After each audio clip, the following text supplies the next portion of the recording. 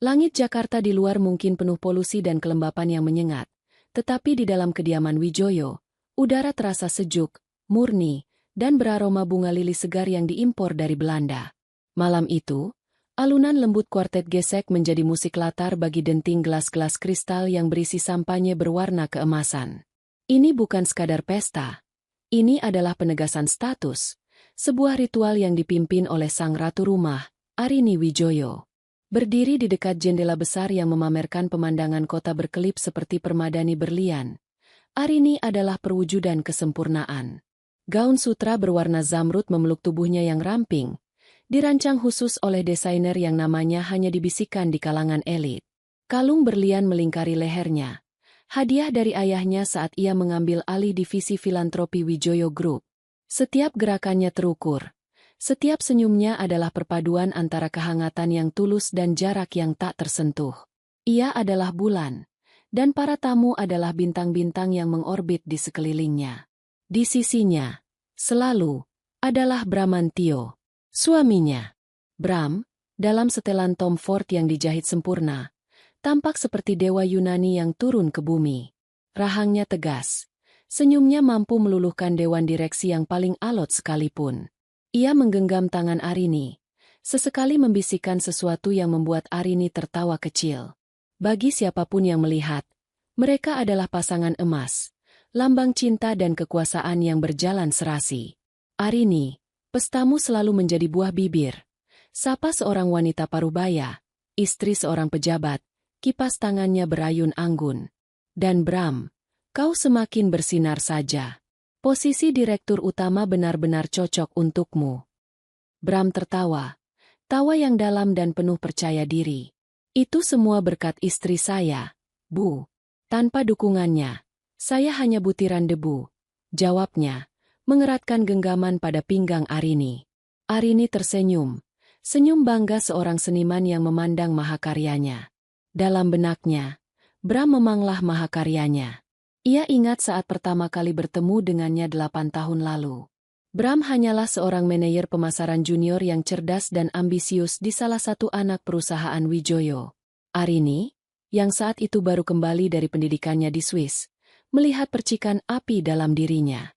Bukan cinta pada pandangan pertama, melainkan ketertarikan seorang investor pada aset yang berpotensi. Ia yang memolesnya, memperkenalkannya pada lingkaran pergaulan yang tepat, meyakinkan ayahnya untuk memberinya kesempatan. Dan Bram tidak mengecewakan. Ia melesat naik, membuktikan kemampuannya, dan akhirnya, memenangkan hati Arini. Pernikahan mereka adalah puncak dari proyek terbesarnya. Bram adalah pencapaianku, pikir Arini sambil menyesap sampanyenya. Bukti bahwa aku bisa memiliki segalanya, cinta dan kesuksesan. Rasa puas yang hangat menjalari dirinya.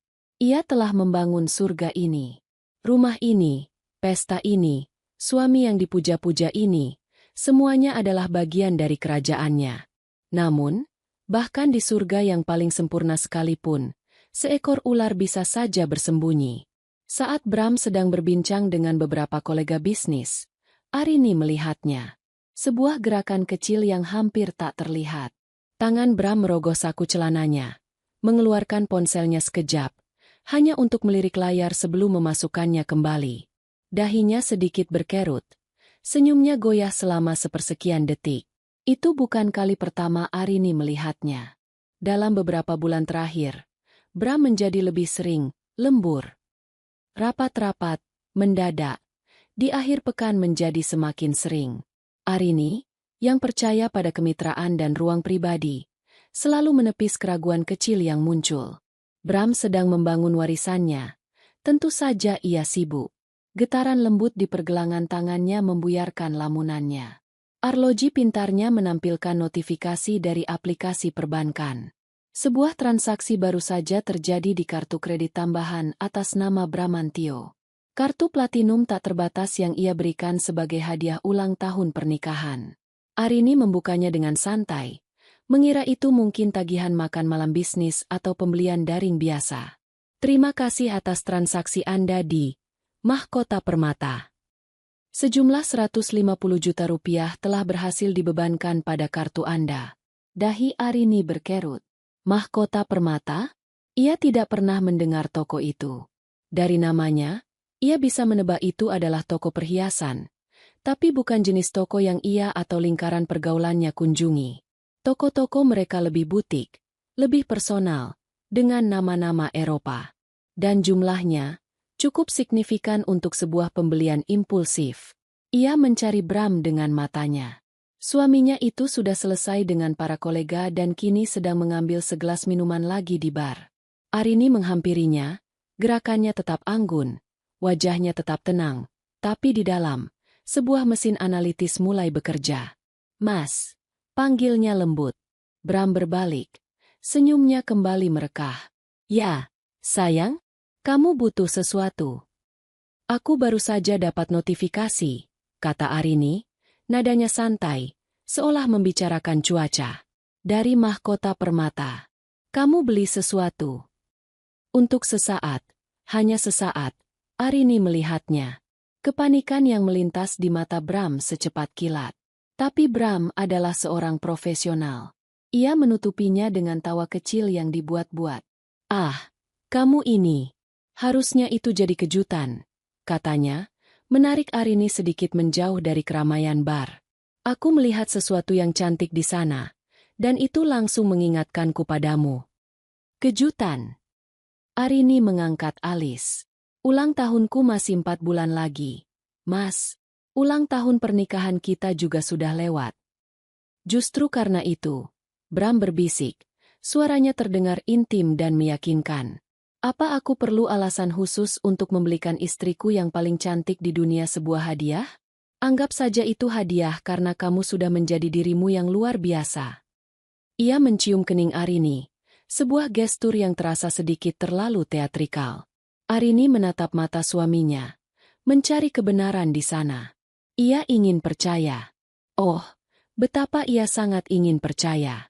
Lebih mudah untuk menerima penjelasan manis itu daripada membiarkan benih keraguan yang dingin dan jelek mulai berakar. Mungkin ia hanya terlalu lelah, terlalu curiga tanpa alasan. "Baiklah," jawabnya, memaksakan seulas senyum. "Lain kali, pastikan kejutannya benar-benar sampai padaku, bukan hanya notifikasinya." "Pasti, sayang," kata Bram, lega. "Sekarang, ayo kita sapa Tuan Hidayat. Dia dari tadi mencarimu." Bram menggandengnya kembali ke tengah pesta, kembali ke peran mereka sebagai pasangan sempurna. Tapi bagi Arini, sesuatu telah bergeser. Lampu kristal di atas mereka seolah kehilangan sedikit kilaunya. Suara musik gesek terdengar sedikit sumbang. Senyum yang ia pasang di wajahnya kini terasa seperti topeng yang berat. Malam itu, setelah tamu terakhir pulang dan keheningan agung kembali menyelimuti rumah mereka, Arini berbaring di tempat tidur. Di sisinya, Bram sudah tertidur pulas, napasnya teratur. Arini menatap langit-langit kamarnya yang tinggi, pikirannya berpacu. Penjelasan Bram masuk akal, tapi tidak terasa benar. Itu terlalu licin, terlalu mudah. Ia teringat kembali pada kerutan di dahi Bram, kepanikan sesaat di matanya. Itu bukan reaksi seseorang yang kejutannya terbongkar. Itu adalah reaksi seseorang yang tertangkap basah. Sebuah hawa dingin menjalari Arini. Hawa dingin yang tidak berasal dari pendingin ruangan. Ia menoleh, memandangi wajah tampan suaminya yang sedang tertidur. Wajah yang ia cintai. Wajah yang ia bangun. Untuk pertama kalinya dalam waktu yang sangat lama, ia menatap wajah itu dan bertanya-tanya, "Siapa kamu sebenarnya?"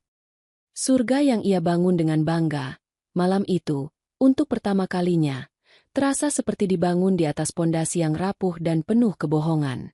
Dan Arini Wijoyo bukanlah tipe wanita yang akan membiarkan kerajaannya runtuh begitu saja. Jika ada retakan, ia akan menemukannya. Dan jika ada pengkhianatan, ia akan menghancurkannya sampai tak bersisa. Beberapa hari berlalu sejak malam pesta yang meninggalkan sisa rasa aneh di lidah Arini. Secara lahiriah, tidak ada yang berubah. Pagi hari diisi dengan aroma kopi Kolombia yang baru digiling dan suara lembaran koran bisnis yang dibalik. Bram tetap menjadi suami yang penuh perhatian, Selalu meninggalkan ciuman di keningnya sebelum berangkat kerja dengan mobil sport yang dibelikan perusahaan Arini untuknya. Arini pun memainkan perannya dengan sempurna, mengelola jadwal yayasannya, menghadiri pertemuan, dan tersenyum pada orang yang tepat. Namun, di bawah permukaan yang tenang itu, sebuah kewaspadaan baru telah lahir. Kini, ia memperhatikan segalanya. Cara Bram memegang ponselnya, sedikit menjauhkannya dari pandangan Arini. Panggilan telepon yang ia terima di taman, dengan suara pelan dan punggung menghadap ke rumah. Alasan-alasan, perjalanan dinas, ke Singapura atau Bali, yang dulu ia terima tanpa bertanya, kini ia catat tanggalnya dalam sebuah agenda rahasia di tabletnya. Keraguan yang dulu hanya benih kecil kini telah tumbuh menjadi sulur-sulur berduri yang melilit hatinya, membuatnya sesak napas. Ia merasa seperti seorang detektif di rumahnya sendiri, mencari kejahatan yang belum ia ketahui bentuknya. Peluang itu datang pada hari Sabtu sore yang mendung. Bram sedang bermain golf dengan beberapa calon investor, atau begitulah yang ia katakan. Arini sedang berada di perpustakaan rumah, meninjau proposal untuk proyek air bersih yayasannya, ketika ponselnya berdering. Itu Bram. Sayang, maaf mengganggu. Suara Bram terdengar sedikit terburu-buru di seberang sana, diiringi suara angin. Aku butuh bantuanmu. Di laci kedua meja kerjaku, ada map biru tua. Isinya proposal lama untuk proyek dermaga Sentosa. Bisa tolong kamu foto dan kirimkan beberapa halaman awalnya? Aku butuh data pembandingnya sekarang juga. Tentu, Mas. Jawab Arini. Suaranya terdengar tenang. Akan kukirimkan segera. Kamu penyelamatku. Sayang. Love you. Kata Bram sebelum menutup telepon. Love you. Kata-kata itu kini terdengar hampa. Sebuah skrip yang diucapkan karena kebiasaan. Arini meletakkan ponselnya. Ini adalah pertama kalinya Bram memintanya masuk ke ruang kerjanya untuk mencari sesuatu. Ruang itu adalah domain pribadi Bram. Benteng maskulinitasnya yang dipenuhi rak buku kayu gelap, kursi kulit, dan aroma cerutu samar. Arini jarang masuk ke sana, menghormati privasinya. Tapi hari ini, sebuah undangan telah diberikan. Dengan langkah yang mantap, ia berjalan menuju sayap barat rumah, tempat ruang kerja itu berada. Ia membuka pintu mahoni yang berat dan melangkah masuk. Semuanya tertata rapi, seperti biasa. Di atas meja, sebuah bingkai perak memajang foto pernikahan mereka. Bram menatapnya dengan pemujaan, sementara Arini tersenyum bahagia. Melihat foto itu sekarang terasa seperti sebuah ironi yang menyakitkan. Ia menarik laci kedua yang terbuat dari kayu jati solid. Laci itu meluncur dengan mulus tanpa suara. Di dalamnya, tumpukan map dan dokumen tersusun rapi. Ia segera menemukan map biru tua berlabel Proyek Dermaga Sentosa yang disebutkan Bram. Namun, saat tangannya hendak menarik map itu keluar, matanya menangkap sesuatu yang lain. Terselip di bagian paling belakang, nyaris tersembunyi, adalah sebuah map tipis berwarna coklat tanpa label apapun. Jantung Arini mulai berdebar sedikit lebih cepat. Ini bukan bagian dari instruksi. Seharusnya ia mengabaikannya, mengambil apa yang diminta, dan keluar. Tapi sulur-sulur kecurigaan itu kini menariknya dengan kuat. Rasa ingin tahu yang menyakitkan, hasrat untuk membuktikan bahwa firasat buruknya salah, atau benar, mengambil alih. Tangannya, seolah memiliki kemauan sendiri, meraih map coklat itu. Ia menutup laci, membawa kedua map itu ke sofa kulit di sudut ruangan. Pertama, ia membuka map biru, memotret beberapa halaman awal seperti yang diminta Bram, dan mengirimkannya melalui pesan. Tugasnya sudah selesai. Kini, untuk urusan pribadinya. Dengan jari-jari yang terasa sedikit kaku, ia membuka map coklat itu. Lembar pertama yang menyambutnya adalah fotokopi sebuah kartu identitas. Foto seorang wanita muda, mungkin akhir 20-an, dengan rambut panjang tergerai dan senyum penuh percaya diri. Namanya tertera dengan jelas. Luna Sari. Alamatnya di sebuah apartemen kelas menengah di Jakarta Barat. Arini menatap wajah itu, mencoba menemukan sesuatu yang istimewa, sesuatu yang bisa menjelaskan mengapa suaminya akan mengkhianatinya demi wanita ini. Tapi ia tidak menemukan apa-apa selain kecantikan yang biasa saja. Di bawah KTP itu, ada selembar kertas yang membuat darah Arini terasa membeku. Kertas itu sederhana, diketik di atas kop surat sebuah kantor urusan agama informal. Judulnya terpampang jelas, Surat Keterangan Nikah Siri. Waktu seolah berhenti. Suara detak jam kakek di sudut ruangan terdengar seperti genderang perang di telinga Arini. Ia membaca nama-nama itu, meskipun otaknya menolak untuk memprosesnya. Mempelai pria, Bramantio bin Hardiman. Mempelai wanita, Luna Sari binti Suharjo. Tanggal pernikahan, 8 bulan yang lalu. 8 bulan. Itu berarti selama 8 bulan terakhir, setiap pelukan hangat, setiap ciuman selamat malam, setiap janji cinta, semuanya adalah kebohongan. Pernikahan kedua ini terjadi hanya beberapa minggu setelah mereka merayakan ulang tahun pernikahan mereka yang kelima dengan perjalanan mewah ke Santorini. Dunia Arini tidak runtuh dalam ledakan dramatis.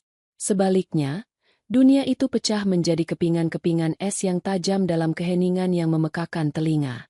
Tidak ada air mata. Kesedihan telah dilewati dalam sekejap, digantikan oleh sesuatu yang jauh lebih dingin dan lebih kuat, amarah murni yang membakar. Ia meletakkan surat nikah itu dengan hati-hati, seolah takut akan merusaknya. Tangannya meraih lembaran berikutnya di dalam map. Itu adalah salinan bukti transfer bank. Transfer dalam jumlah besar, 500 juta rupiah, dari rekening pribadi Bram ke rekening atas nama Luna Sari. Di bagian keterangan tertulis, uang muka penthouse Bellagio Residence. Bellagio Residence.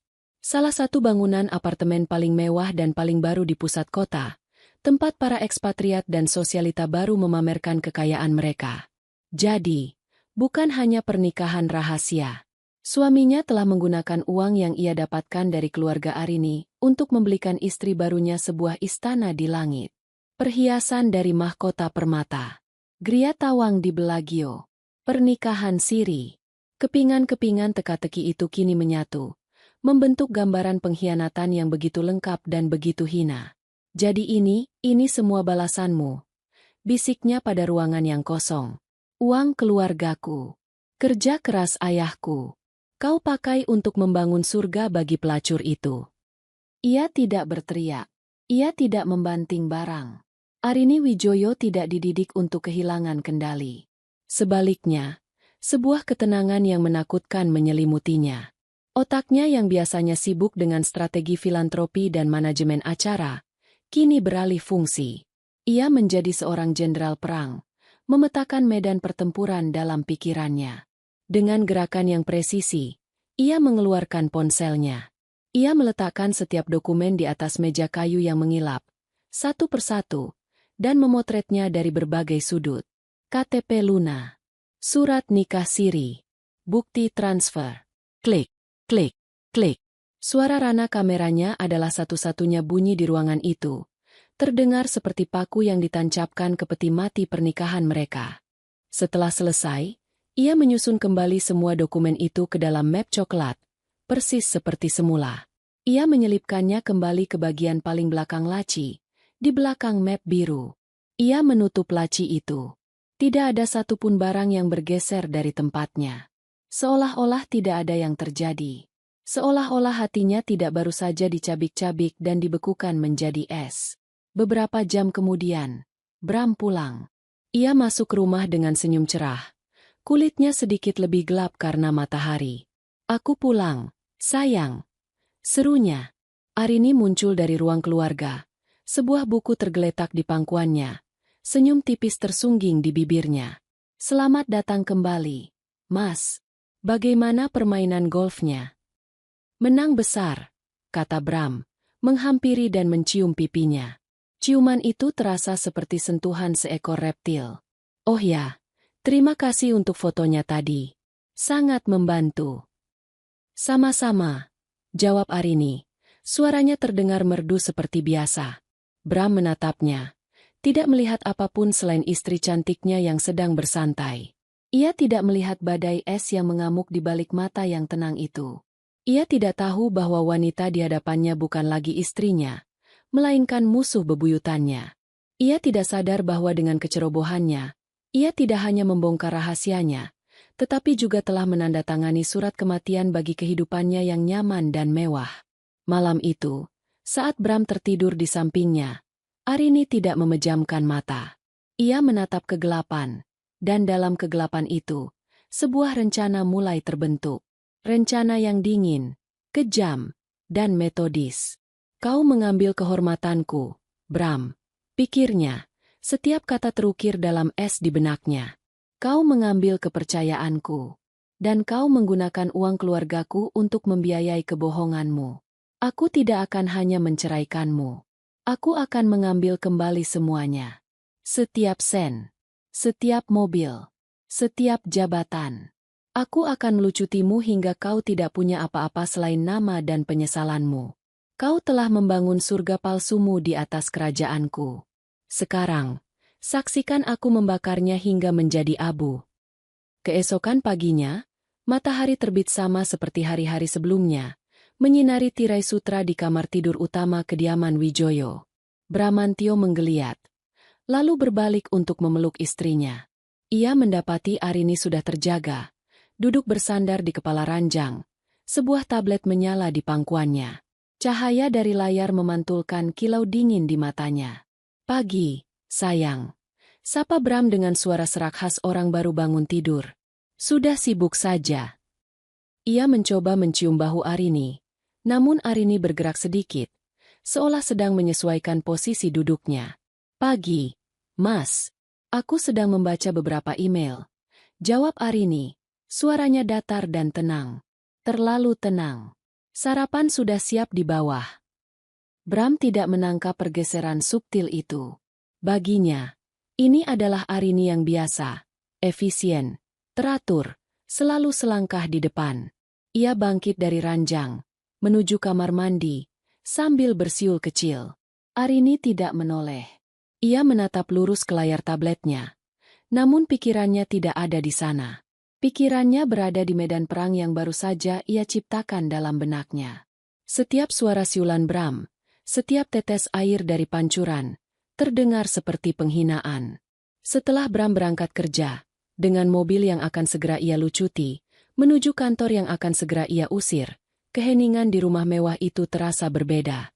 Bukan lagi keheningan yang menenangkan, melainkan keheningan yang penuh dengan potensi, seperti udara sesaat sebelum badai petir mengamuk. Arini berjalan ke ruang kerjanya, bukan lagi ruang kerja yayasan yang penuh warna-warna lembut, melainkan ruang kerja utama peninggalan ayahnya yang jarang ia gunakan. Ruangan berpanel kayu gelap dengan meja besar yang kokoh. Di sini, ia merasa lebih seperti seorang CEO daripada seorang istri. Di sini, ia adalah Wijoyo. Tindakan pertamanya bukanlah menangis atau meratapi nasib. Tindakan pertamanya adalah mengangkat telepon dan menekan nomor yang sudah ia hafal di luar kepala. Nomor Tirtayasa, SH, M. Hum, pengacara pribadi keluarga Wijoyo selama 3 dekade. Pria tua yang matanya setajam elang dan prinsipnya sekeras baja. Halo, Arini. Sapa suara berat di seberang sana. Tirtayasa tidak pernah berbasa-basi. Selamat pagi, Pak Tirta, balas Arini. Nadanya formal dan dingin. Saya harap saya tidak mengganggu. Saya perlu bertemu dengan Anda hari ini. Sangat mendesak dan sangat rahasia. Ada jeda sejenak. Tirtayasa bisa merasakan urgensi di balik ketenangan suara Arini. Tentu saja. Kantor saya? Atau? Tidak. Potong Arini cepat. Tidak di tempat yang bisa dihubungkan dengan kita. The Elysian Lounge, Hotel Mahameru. Ruang privat nomor 3. Pukul 3 sore ini. Bisakah? Saya akan ada di sana. Jawab Tirtayasa tanpa bertanya lebih lanjut. Ia tahu, jika seorang Arini Wijoyo meminta pertemuan seperti ini, berarti ada sesuatu yang sangat salah di dalam kerajaan mereka. Panggilan kedua lebih sulit. Ia tidak memiliki kontak seorang penyelidik swasta. Tapi ia tahu Tirtayasa pasti punya. Ia mengirim pesan singkat kepada sang pengacara. Saya juga butuh rekomendasi penyelidik swasta terbaik. Paling diskret. Bayaran bukan masalah. Balasannya datang dalam 5 menit. Sebuah nama, Adrian, dan sebuah nomor telepon. Tidak lebih. Arini menelepon nomor itu. Suara di seberang terdengar profesional dan tanpa emosi. Dengan Adrian. Saya mendapat nomor Anda dari Tirtayasa, kata Arini. Saya punya pekerjaan untuk Anda. Jelaskan. Arini menarik napas dalam-dalam, menatap keluar jendela ke arah taman yang terawat sempurna. Taman yang dibiayai oleh uang keluarganya, yang kini dinikmati oleh seorang pengkhianat. Saya ingin pengawasan penuh terhadap dua orang. Suami saya, Bramantio, dan seorang wanita bernama Luna Sari. Ia mengeja nama itu dengan presisi yang dingin. Saya mau jadwal harian mereka. Setiap tempat yang mereka kunjungi. Setiap orang yang mereka temui. Saya ingin laporan mendetail tentang kebiasaan finansial wanita itu. Dari mana sumber uangnya? Bagaimana ia membelanjakannya? Saya ingin foto, video, bukti transaksi. Saya mau tahu segalanya. Syarat utamanya, jangan sampai terdeteksi. Sedikit saja kecurigaan muncul dari pihak mereka. Anda gagal. Saya mengerti, kata Adrian. Standar biaya saya. Saya sudah bilang, bayaran bukan masalah, potong Arini. Kirimkan detail rekening Anda. Dana awal akan masuk dalam 1 jam. Saya mau laporan pertama di email saya besok pagi. Ia menutup telepon. 2 bidak catur pertama telah ia gerakan. Sekarang, bagian tersulit. Menunggu sambil memainkan perannya. Malam itu, saat makan malam, Arini menunjukkan performa terbaiknya. Ia telah memesan catering dari restoran favorit Bram. Ia mengenakan gaun rumah yang elegan. Ia bertanya tentang hari Bram di kantor, tentang permainan golfnya, tentang investor yang ia temui. Luar biasa, sayang, kata Bram, menyuap steak wagyunya. Investor dari Singapura itu sepertinya sangat tertarik. Kalau kesepakatan ini berhasil, ini akan menjadi pencapaian terbesarku untuk perusahaan. Perusahaan ayahku, koreksi Arini dalam hati. Tapi di bibirnya tersungging senyum. Aku yakin kamu bisa, Mas. Kamu selalu bisa mencapai apapun yang kamu mau. Dan aku akan memastikan kau kehilangan segalanya yang sudah kau capai. Lanjut suara dingin di benaknya. Ia bahkan menawarkan untuk memijat bahu Bram yang tegang setelah seharian bekerja. Saat jari-jarinya menekan otot-otot suaminya, ia tidak merasakan apa-apa selain rasa jijik yang dingin. Setiap sentuhan adalah kebohongan. Setiap kata manis adalah racun yang tertunda. Ia sedang menidurkan mangsanya dalam rasa aman palsu. Sementara di luar sana, para pemburunya sudah mulai bergerak. Pukul 3 sore, Arini sudah berada di The Elysian Lounge. Ruangan privat itu tersembunyi di sudut yang remang, dilapisi beludru merah marun yang menyerap suara. Tirtayasa sudah menunggunya, segelas air putih di hadapannya. Wajahnya yang berkerut tampak serius.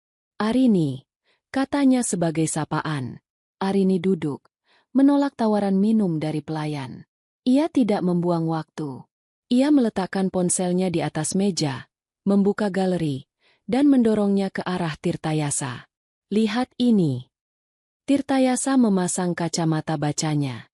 Matanya yang tajam memindai setiap gambar. Wajahnya tetap tanpa ekspresi saat melihat KTP Luna, namun alisnya sedikit terangkat saat melihat surat nikah siri. Ketika ia sampai pada bukti transfer untuk Gria Tawang Belagio, rahangnya mengeras. Ia menggeser gambar-gambar itu beberapa kali, membacanya ulang, lalu meletakkan ponsel itu kembali ke meja. Ia melepas kacamatanya, menatap Arini lurus-lurus. Sudah berapa lama kamu tahu? 2 hari, jawab Arini. Dia tahu kamu tahu. Tidak, dia pikir aku masih istri bodohnya yang penurut. Tirtayasa mengangguk pelan. Ada kilat apresiasi di matanya atas kendali diri Arini. Bagus, katanya. Ini bukan hanya perselingkuhan, Arini. Itu urusan pribadi. Tapi ini, ia mengetuk meja dengan jarinya. Pembelian Gria Tawang menggunakan dana yang tidak bisa ia pertanggungjawabkan. Ini adalah pembobolan aset perusahaan secara sistematis. Pria itu sudah melewati batas. Dia sudah menggerogoti fondasi Wijoyo Group. Hati Arini terasa sedikit lega. Tirtayasa melihatnya dari sudut pandang yang sama. Ini bukan sekadar sakit hati seorang istri. Ini adalah serangan terhadap keluarganya, terhadap warisannya. Apa yang kamu inginkan, Arini? Tanya Tirtayasa. Arini mencondongkan tubuhnya ke depan. Api dingin berkobar di matanya. Saya tidak mau perceraian yang damai. Saya tidak mau mediasi. Saya mau perang. Saya mau dia keluar dari hidup saya tanpa membawa apapun kecuali pakaian yang melekat di badannya. Saya mau setiap fasilitas yang ia nikmati atas nama Wijoyo. Mobil, kartu kredit, keanggotaan klub, jabatannya, dicabut. Saya mau dia merasakan bagaimana rasanya kembali menjadi nol. Bahkan lebih rendah dari nol. Tirtayasa mendengarkan dengan saksama. Saat Arini selesai, ia tersenyum tipis. Itu bukan senyum yang hangat. Itu adalah senyum seekor hiu yang mencium bau darah di air. Keinginanmu adalah perintahku, kata Tirtayasa. Kita akan siapkan semuanya dalam senyap. Saat kita menyerang, itu akan menjadi serangan terkoordinasi yang tidak akan memberinya ruang untuk bernapas. Tapi kita butuh lebih banyak amunisi. Biarkan penyelidikmu bekerja. Semakin banyak kotoran yang kita punya, semakin dalam kita bisa menguburnya. Mereka menghabiskan 1 jam berikutnya memetakan langkah-langkah awal. Badai itu kini memiliki arah. Badai itu memiliki nama. Dan ia akan segera menerjang, menghancurkan surga palsu yang telah dibangun Bramantio di atas kebohongan. Malam-malam Arini kini memiliki ritme yang baru. Setelah Bram tertidur lelap di sampingnya, tidur seorang pria yang tidak memiliki beban, atau setidaknya begitulah kelihatannya, Arini akan menyelinap keluar dari kamar tidur mereka. Dengan jubah sutra membungkus tubuhnya, ia akan berjalan tanpa suara menuju ruang kerja ayahnya, tempat laptopnya yang terenkripsi menanti. Di sanalah, dalam keheningan yang hanya ditemani detak jam, ia menerima laporan dari Adrian, sang penyelidik swasta. Email pertama datang tepat 24 jam setelah panggilan telepon mereka, seperti yang dijanjikan. Subjeknya hanya sebuah kode. Laporan harian A01. Isinya ringkas, efisien, dan mematikan. Adrian tidak membuang waktu dengan narasi. Ia menyajikan fakta mentah. Terlampir adalah sebuah folder zip yang dilindungi kata sandi. Arini memasukkan sandi yang telah diberikan. Ancaman. Dan folder itu terbuka, menampakkan isinya. Foto-foto itu beresolusi tinggi, diambil dengan lensa tele yang kuat. Begitu jernih hingga Arini bisa melihat detail jahitan pada tas tangan yang dibawa Luna. Foto pertama menunjukkan Bram dan Luna keluar dari lobi Bellagio Residence pada pagi hari. Bram merangkul pinggangnya dengan santai. Foto berikutnya, mereka sedang sarapan di sebuah kafe trendy di Senopati, tempat yang tidak akan pernah dikunjungi Arini karena terlalu riuh. Mereka tertawa, terlihat seperti pasangan muda manapun yang sedang jatuh cinta. Rasa mual yang tajam menusuk ulu hati Arini, tapi ia menekannya dengan paksa, mengubahnya menjadi bara kebencian yang dingin. Laporan itu berlanjut dengan jadwal pergerakan mereka. Kunjungan Luna ke salon kelas atas, lalu ke sebuah butik di mall mewah. Struk pembayaran dari butik itu juga terlampir, sebuah foto yang diambil dari jarak dekat. Total belanja lebih dari 70 juta rupiah, dibayar dengan kartu kredit debit atas nama Lunasari. Uangku, pikir Arini getir. Kemudian, ada foto Luna memasuki sebuah mobil sedan Eropa berwarna putih yang masih mengilat. Adrian dengan sigap sudah menyertakan detail nomor polisinya. Pengecekan awal menunjukkan mobil itu terdaftar atas nama Lunasari, dibeli 2 bulan lalu secara tunai. Setiap hari, laporan baru datang. Gudang senjata Arini semakin penuh. Ada video pendek yang diambil dari seberang jalan, menunjukkan Bram membukakan pintu mobil untuk Luna, lalu memberinya ciuman singkat sebelum Luna pergi. Ada rekaman audio, didapat Adrian entah bagaimana caranya. Percakapan Luna ditelepon dengan seorang temannya. Iya, dia sayang banget sama aku. Suara manja Luna terdengar dari speaker laptop Arini. Soal istri tuanya itu, cuma masalah waktu. Bram bilang dia itu dingin kayak es. Cuma peduli sama kerjaan dan yayasannya. Nggak bisa ngurus suami. Sebentar lagi juga aku yang bakal jadi Nyonya Wijoyo resmi. Kamu bayangin aja, hidupku bakal kayak gimana nanti. Arini mematikan rekaman itu. Tangannya terkepal begitu erat hingga buku-buku jarinya memutih. Istri tua yang dingin? Tidak bisa mengurus suami? Wanita ini, parasit ini, tidak tahu apa-apa tentang pengorbanan dan investasi yang telah Arini tanamkan pada Bram. Ia tidak tahu bahwa semua yang dinikmatinya sekarang adalah tetesan dari samudra kekayaan yang tidak akan pernah bisa ia sentuh. Sementara itu, di dalam Gria Tawang Belagio yang dibeli dengan uang hasil pengkhianatan, Bram dan Luna hidup dalam gelembung kebodohan mereka yang sombong. Mas, sampai kapan sih kita harus sembunyi-sembunyi begini? Rengek Luna sambil memoles kukunya dengan cat kuku berwarna merah menyala. Ia duduk di sofa beludru mahal, menatap Bram yang sedang melonggarkan dasinya. Aku capek tahu, harus selalu jadi yang kedua. Bram menghampirinya, duduk di sampingnya dan membelai rambutnya. Sabar, sayang, sedikit lagi, katanya dengan nada meremehkan. Proyek dengan investor Singapura ini adalah kunci. Begitu aku berhasil mengamankannya, posisiku di perusahaan akan jadi tak tergoyahkan. Bahkan ayah Arini pun tidak akan bisa melawanku. Saat itu terjadi, aku akan punya daya tawar yang cukup untuk menceraikannya dengan syarat yang menguntungkan. Apa dia nggak curiga sama sekali? Tanya Luna, masih cemberut. Bram tertawa. Tawa seorang pria yang dibutakan oleh arogansinya. Curiga? Arini? Sayang, dunianya itu cuma berputar antara rapat yayasan, acara amal, dan arisan sosialita. Dia pikir aku bekerja keras untuk kita. Dia tidak akan pernah berpikir aku punya kehidupan lain. Soal uang. Bram mengangkat bahu. Itu sudah jadi hakku. Anggap saja itu kompensasi karena sudah menikahi wanita sedingin patung es. Dia punya uangnya. Aku punya keahlian. Simbiosis mutualisme. Ia tidak sadar bahwa patung es itu kini telah menjadi gunung berapi yang siap meletus. Dan, simbiosis, mereka akan segera berakhir dengan sangat brutal. Seminggu setelah pertemuan pertamanya dengan Tirtayasa, Arini meminta pertemuan kedua. Kali ini, ia datang dengan membawa laptopnya. Di hadapan sang pengacara tua di ruang privat yang sama, Arini mempresentasikan temuannya. Folder demi folder ia buka, bukti finansial, dokumentasi visual, jejak digital. Tirtayasa mengamati semuanya dalam diam. Wajahnya yang biasanya keras kini menunjukkan ekspresi yang sulit diartikan, campuran antara amarah dan kekaguman pada ketelitian Arini. Bukti ini lebih dari cukup, kata Tirtayasa setelah Arini selesai. Adrian bekerja dengan baik. Sekarang, mari kita lihat persenjataan kita. Ia membuka tas kerjanya dan mengeluarkan sebuah map tebal. Ini adalah salinan perjanjian pranikah kalian. Seperti yang kamu tahu, ini salah satu yang paling ketat yang pernah saya susun.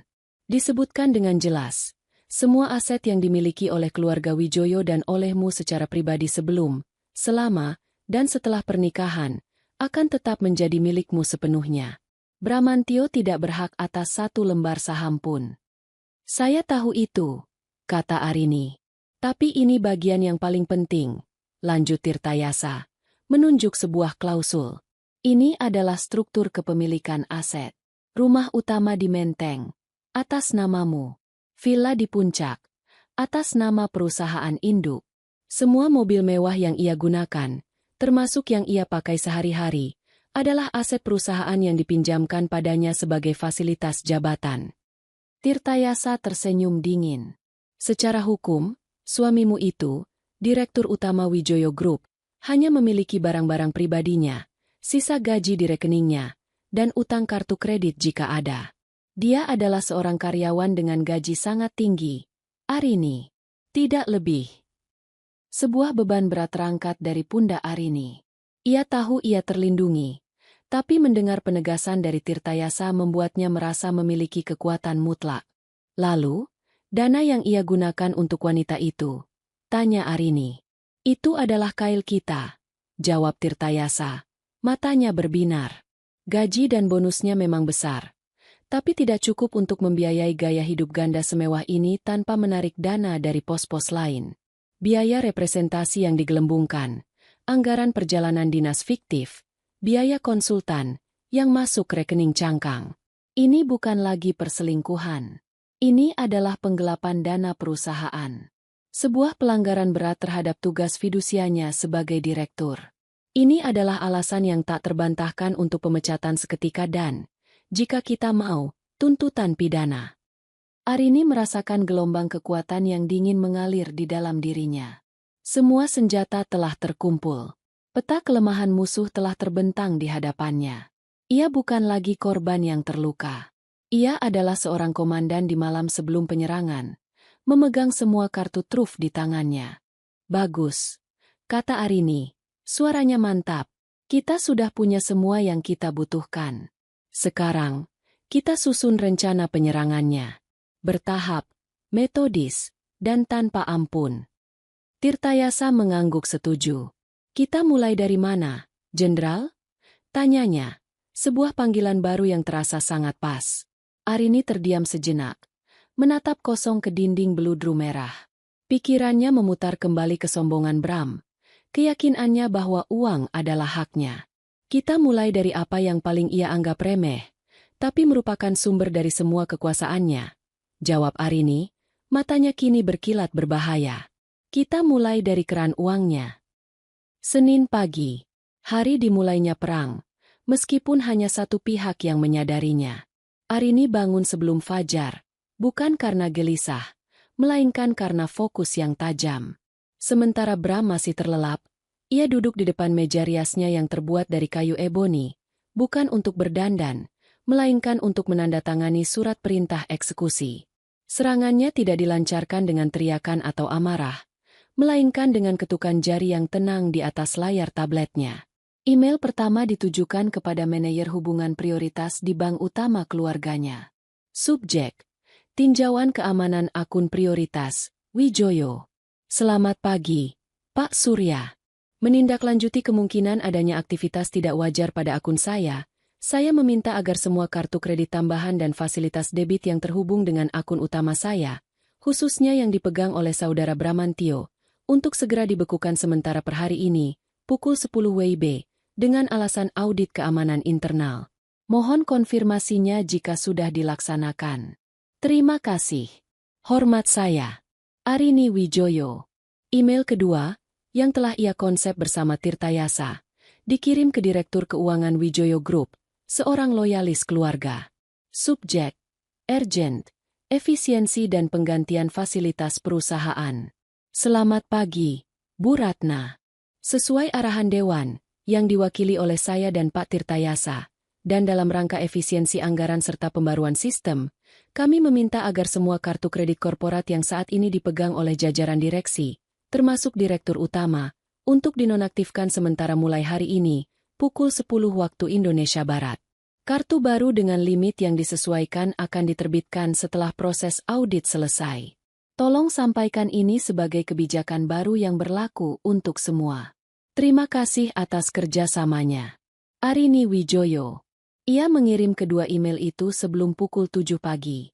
Tidak ada keraguan. Tidak ada penyesalan. Ini adalah langkah-langkah bisnis, dingin dan terukur. Ia kemudian bangkit dan bersiap-siap, memilih setelan berwarna krem yang membuatnya tampak profesional dan berwibawa.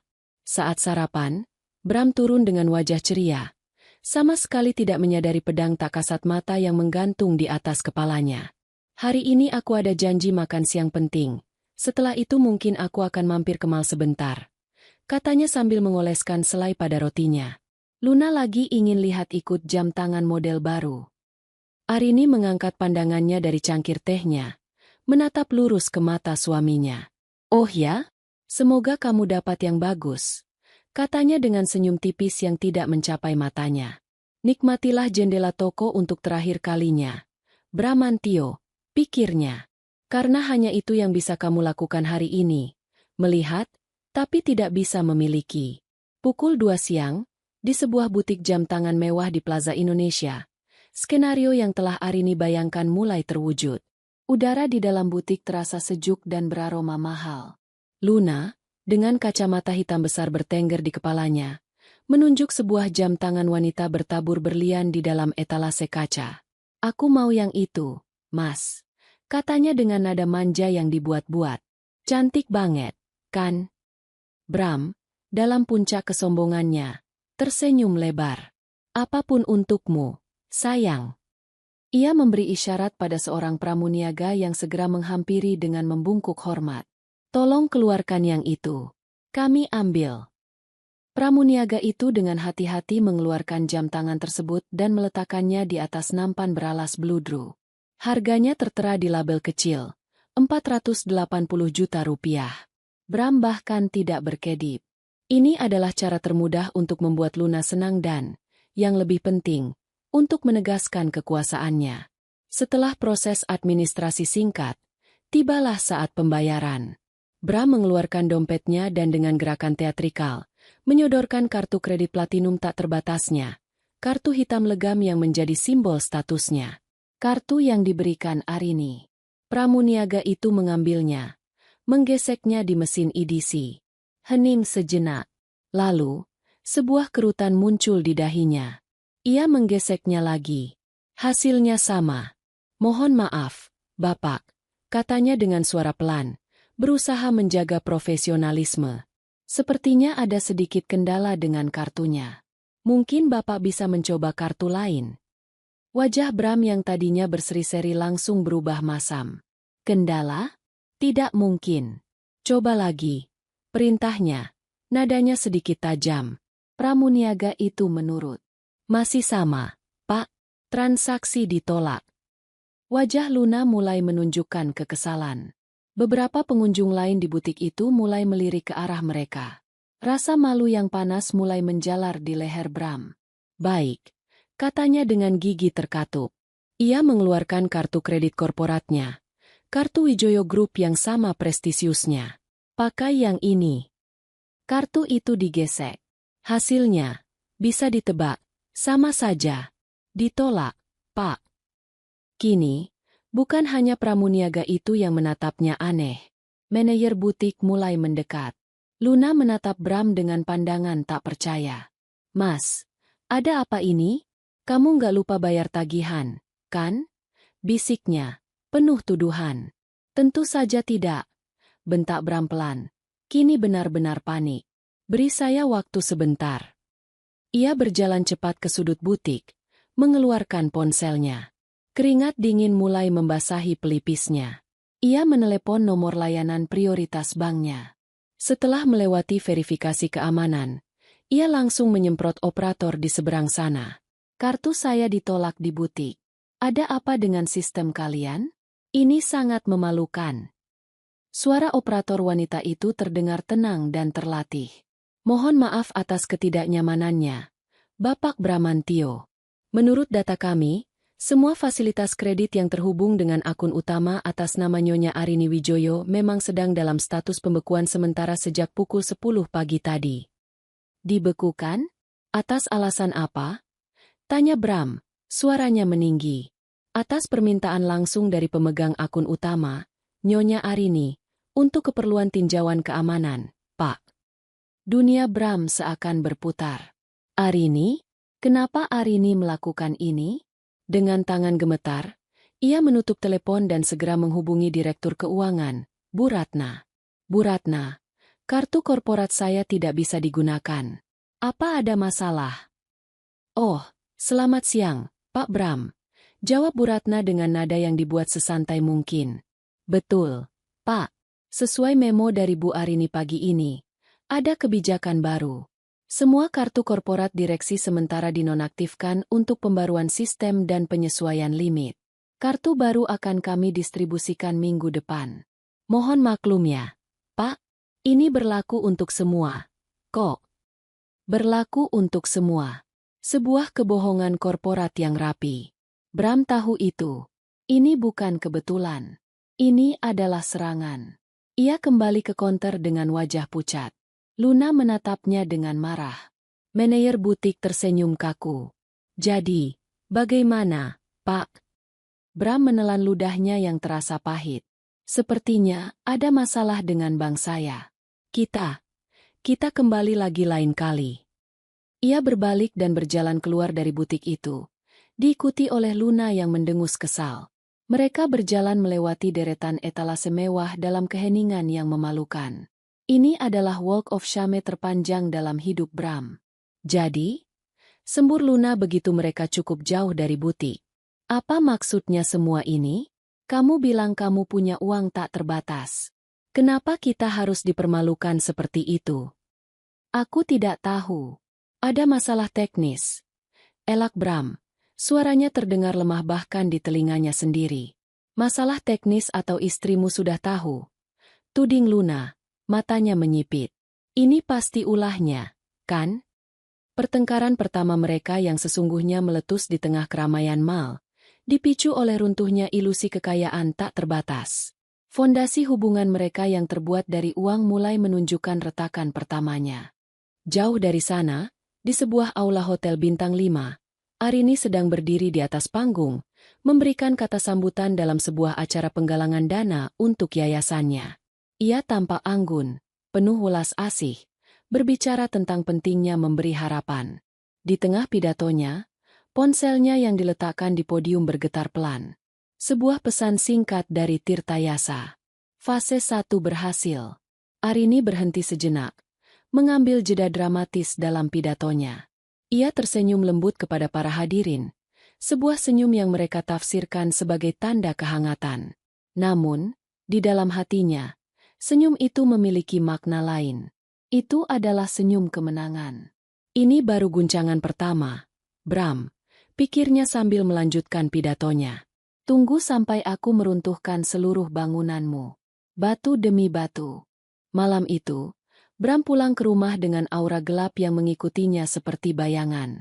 Ia tidak lagi berusaha menyembunyikan kemarahannya. Insiden di butik jam tangan telah merobek selubung kesabarannya. Ia menemukan Arini di paviliun tepi kolam renang, sedang membaca buku di bawah cahaya lentera taman yang lembut. Pemandangan itu, ketenangan istrinya yang sempurna, terasa seperti bensin yang disiramkan ke api amarahnya. Arini, panggilnya. Suaranya serak dan tertahan. Kita perlu bicara. Arini menurunkan bukunya perlahan, menandai halamannya dengan pembatas buku dari perak. Ia menatap Bram. Wajahnya memancarkan kepolosan yang dibuat-buat. Tentu, Mas. Ada apa?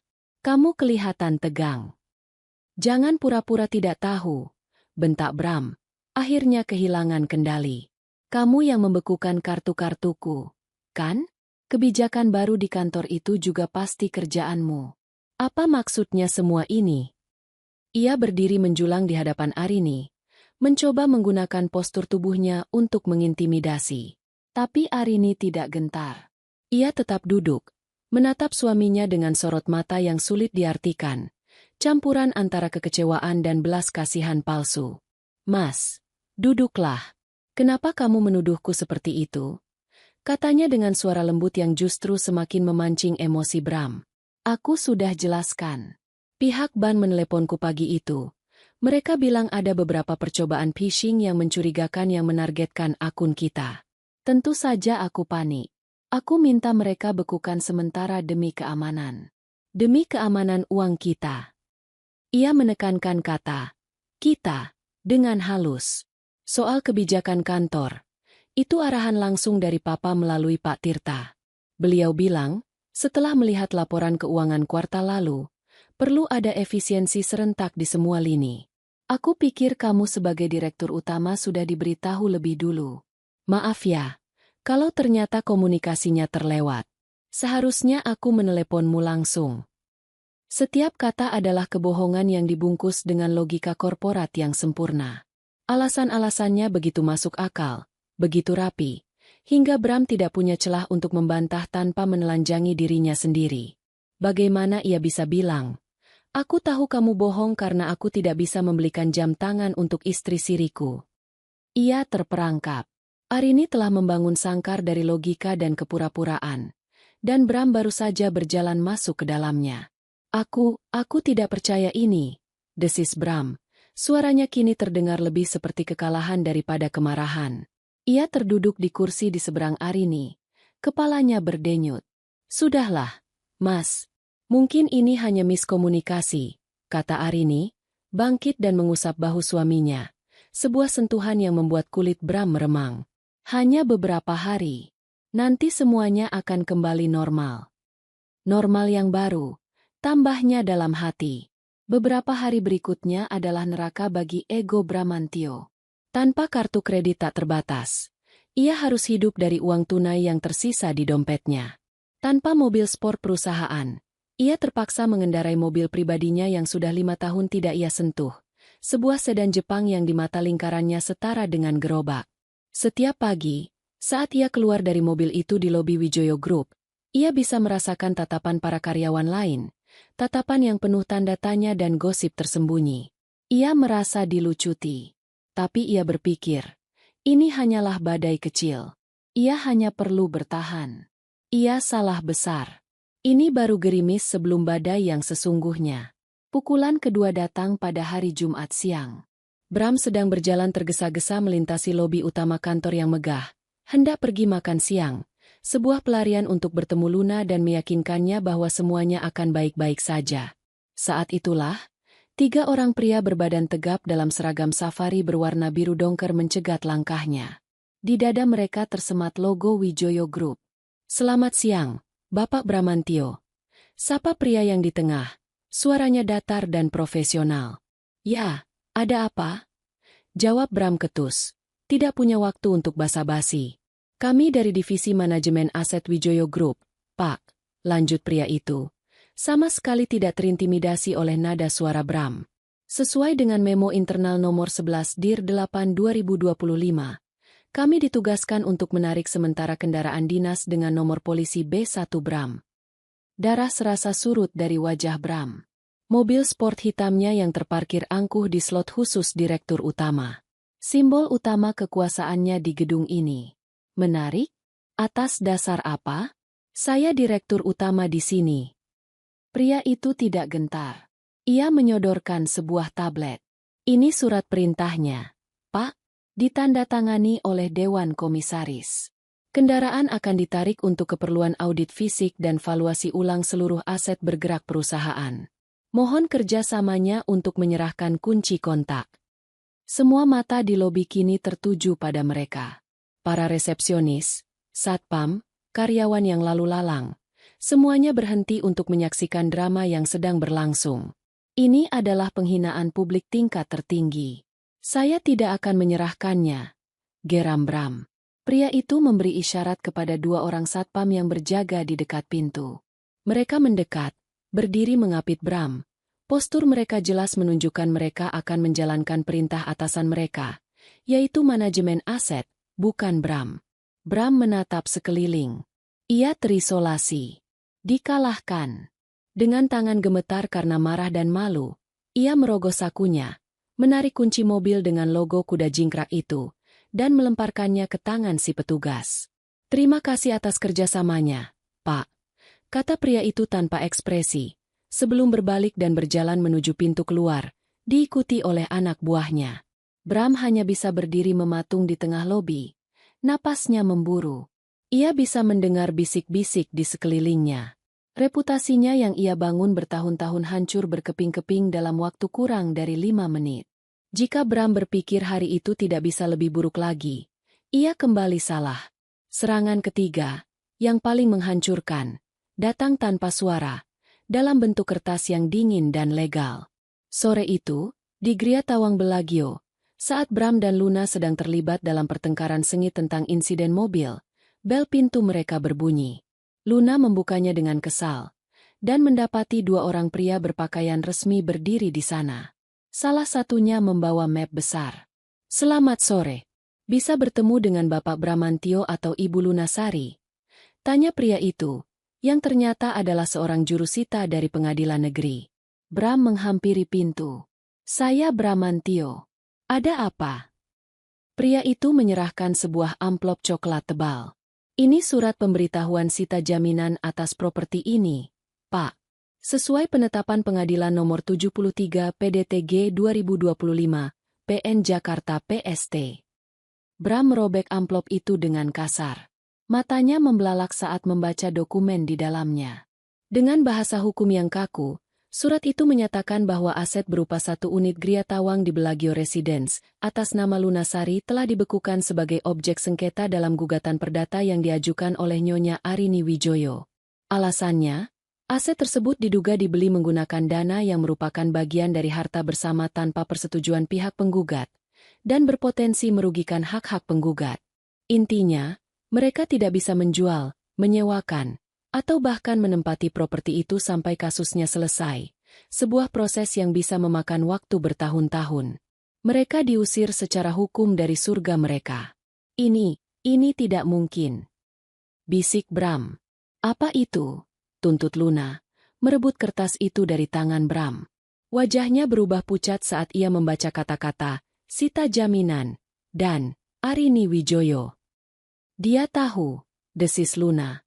Matanya dipenuhi ketakutan dan amarah. Dia tahu segalanya. Dan dia akan mengambil semuanya dari kita. Kepanikan adalah motivator yang kuat. Setelah malam yang dihabiskan dengan pertengkaran sengit dan tuduhan tak berujung dari Luna, Bramantio sampai pada satu kesimpulan. Ia harus menghadapi Arini. Tidak ada lagi jalan untuk bersembunyi. Ia harus memohon, mengancam, atau melakukan apapun untuk menghentikan tsunami yang sedang menghancurkan hidupnya. Dengan sisa uang tunai yang ia miliki, ia memesan taksi menuju rumah utama di Menteng, sebuah perjalanan yang terasa seperti ziarah ke makamnya sendiri. Ia tiba di depan gerbang megah yang dulu ia lewati dengan mobil sportnya. Kini ia harus melapor pada satpam seperti tamu biasa. Rasa malu membakarnya, tetapi keputusasaan mendorongnya maju.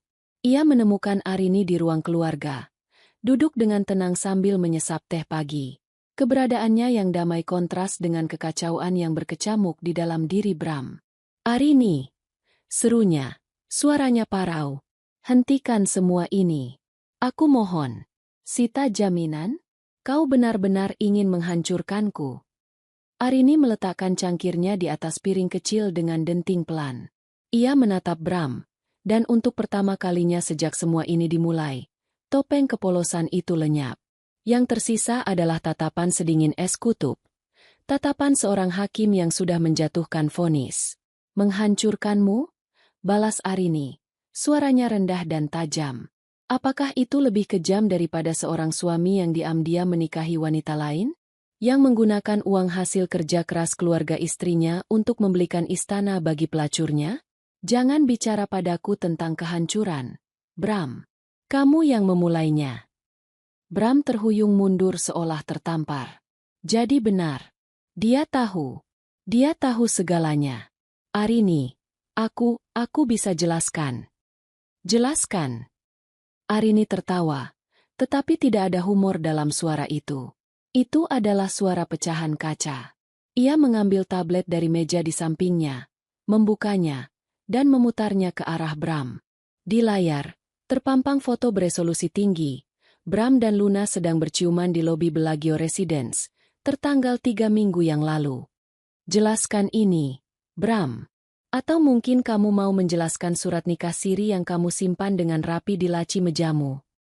Wajah Bram pucat pasi. Tidak ada lagi yang bisa dikatakan. Tidak ada lagi kebohongan yang bisa ditenun. Ia telah tertangkap basah. Telanjang di bawah tatapan dingin istrinya yang kini menjadi algojonya. Apa maumu? Bisiknya. Suaranya terdengar seperti rintihan. Arini berdiri, melangkah mendekati Bram, berhenti hanya beberapa senti di hadapannya. Ia bisa mencium aroma keputusasaan yang menguar dari tubuh suaminya. Mauku? Aku mau kerajaanku kembali. Dan aku mau parasit sepertimu disingkirkan dari dalamnya. Ia berhenti sejenak, seolah menikmati momen kekalahan total di mata Bram. Ayah ingin bertemu denganmu. Rapat Dewan Direksi Darurat. Besok pagi, jam 9, di kantor pusat. Pastikan kamu datang. Ia menepuk pelan pipi Bram, sebuah gestur yang intim namun terasa begitu menghina. Ini kesempatan terakhirmu untuk menjelaskan dirimu di hadapan beliau. Jangan sia-siakan. Itu bukan tawaran. Itu adalah panggilan menuju tiang gantungan. Keesokan paginya, Ruang rapat Dewan Direksi Wijoyo Group terasa lebih dingin dari biasanya. Meja mahoni panjang yang mengilap memantulkan wajah-wajah kaku para direktur. Semua loyalis Tuan Wijoyo. Di kepala meja, duduklah sang patriar itu sendiri, Tuan Wijoyo, dengan wajah sekeras batu granit. Diamnya lebih mengintimidasi daripada amukan badai. Di sisi kanannya, duduk Tirtayasa sang pengacara. Dan di sisi kirinya, ada kursi kosong untuk sang direktur utama. Bramantio masuk ke ruangan itu tepat pada pukul 9. Ia mengenakan setelan terbaiknya yang tersisa, mencoba mempertahankan sisa-sisa harga dirinya. Tapi lingkaran hitam di bawah matanya dan wajahnya yang kuyu menceritakan kisah yang berbeda. Saat ia duduk di kursinya, ia merasa seperti terdakwa di pengadilan. Pintu di ujung ruangan terbuka, dan Arini masuk. Ia tidak mengenakan gaun, melainkan setelan kerja berwarna biru tua yang tajam. Ia tampak kuat, berwibawa, dan memegang kendali penuh. Ia tidak duduk, melainkan langsung berjalan ke podium kecil di depan layar proyektor raksasa. "Selamat pagi," sapanya. Suaranya menggema di ruangan yang sunyi. Rapat Dewan Direksi Darurat ini diadakan untuk membahas satu agenda tunggal, adanya indikasi kuat pelanggaran berat kode etik, konflik kepentingan, dan penyalahgunaan wewenang yang dilakukan oleh Direktur Utama Wijoyo Group, Saudara Bramantio. Bram menatap Arini dengan nanar. Arini tidak membalas tatapannya. Baginya, Bram bukan lagi suaminya. Ia hanyalah sebuah subjek masalah yang harus diselesaikan. Selama beberapa bulan terakhir, lanjut Arini, perusahaan telah mendeteksi adanya anomali keuangan yang signifikan yang bersumber dari pos anggaran yang dikelola langsung oleh Direktur Utama. Di layar besar di belakangnya, slide pertama muncul. Judulnya, Analisis Aliran Dana o Biaya Representasi. Di bawahnya, grafik dan tabel yang menunjukkan lonjakan pengeluaran yang tidak wajar. Arini memaparkannya dengan ketenangan seorang analis keuangan. Ia tidak menyebut nama Luna. Ia tidak menyinggung soal pernikahan siri atau perselingkuhan. Ia menyerang Bram di satu-satunya medan perang yang penting di ruangan itu. Profesionalisme dan keuangan. "Di sini kita lihat," katanya, menunjuk sebuah diagram dengan laser pointer. Adanya klaim biaya perjalanan dinas ke Singapura pada tanggal 14 hingga 17 Juli. Namun, data dari pihak ketiga. Sebuah foto Bram dan Luna di sebuah beach club di Bali dengan tanggal yang sama muncul di sudut layar, menunjukkan bahwa perjalanan itu tidak pernah terjadi. Dana sebesar 250 juta rupiah untuk perjalanan ini telah masuk ke rekening pribadi. Para direktur mulai berbisik. Wajah Bram semakin pucat. Slide berikutnya, alokasi dana konsultan fiktif. Arini menampilkan bukti transfer berulang kali ke sebuah perusahaan cangkang yang, setelah dilacak oleh tim Tirtayasa, ternyata dimiliki oleh seorang wanita bernama Luna Sari. Slide terakhir adalah pukulan telak.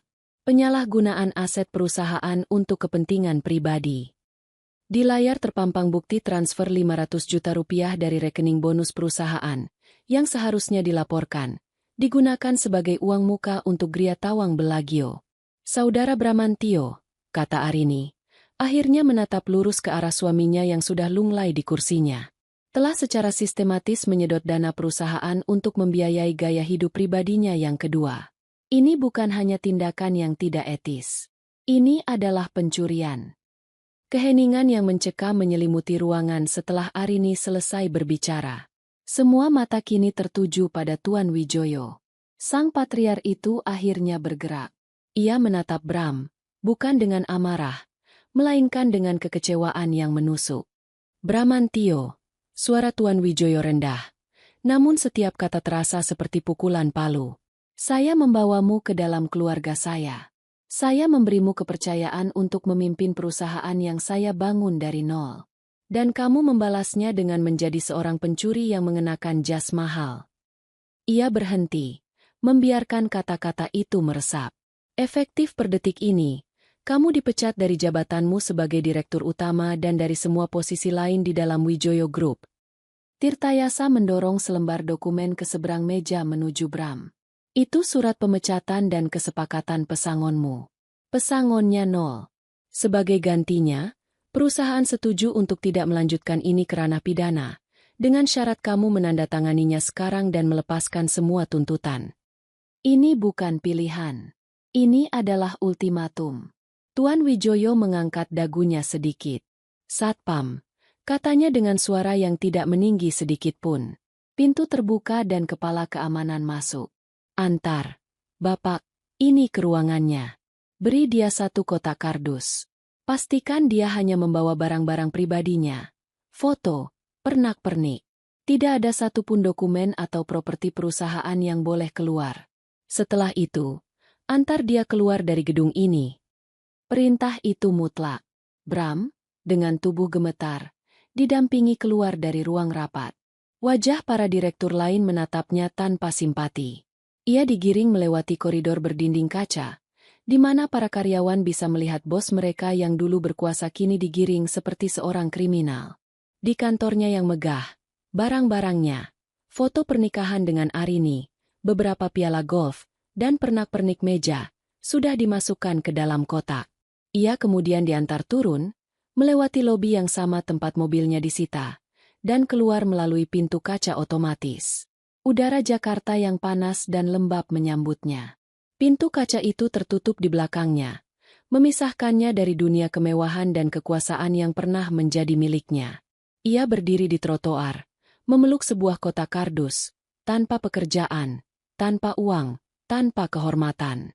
Di lantai atas, Arini berdiri di jendela kantor yang baru saja ia kosongkan. Ia melihat sosok kecil Bram di bawah sana, tampak bingung dan tersesat. Tidak ada rasa kemenangan yang meluap-luap. Hanya ada kepuasan yang dingin dan kelam.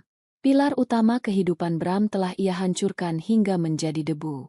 Kini, saatnya memastikan sisa-sisa hidupnya juga tidak memiliki tempat untuk berteduh. Bram bersandar di dinding, merasakan lantai di bawah kakinya seakan runtuh. Uangnya dibekukan. Mobilnya disita. Kini, rumah tempat ia membangun kehidupan rahasianya juga disegel. Ia bukan lagi pemain catur yang ulung. Ia hanyalah sebuah bidak tak berdaya di papan permainan Arini, dan istrinya itu baru saja melakukan skak. Sebentar lagi, skakmat. Dinding-dinding mewah Gria Tawang itu seakan mulai mendekat, mencekik mereka.